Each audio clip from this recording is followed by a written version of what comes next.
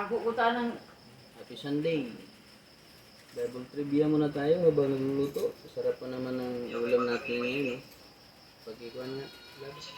Pagkitutok dyan. No? Ito yung gataan natin. No? Pinirito muna natin una. Tapos gataan. Masarap yung udang yan. No?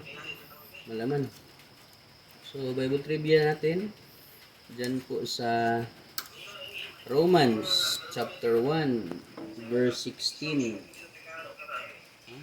Romans chapter 1 verse 16, sabi po ni Pablo dyan na huwag po nating ikahiya, no?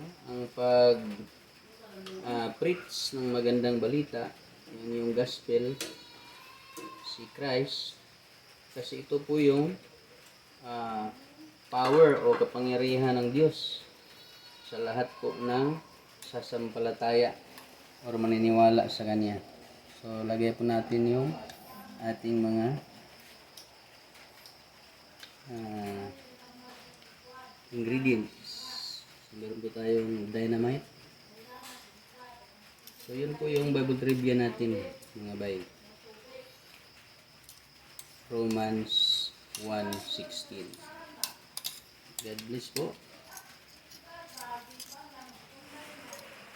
So, kumukulo na ang ating sabaw. So, tingnan natin ilagay ang ating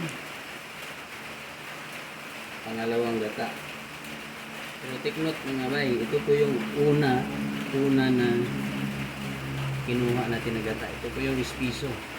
Ito yung ilalagay natin sa panghuli. Kaya ilagay na natin mga bay. Yun. Sarap nito mga bay, promise. Parami yung kanin mo dito. Ano? So, kukuluin na naman natin ulit. Depende na sa inyo kung dadamihan nyo ng sabaw o pahihibasin pa nyo. Ano po, mga bay, luto natin ginataan na pinirito. Kain po tayo.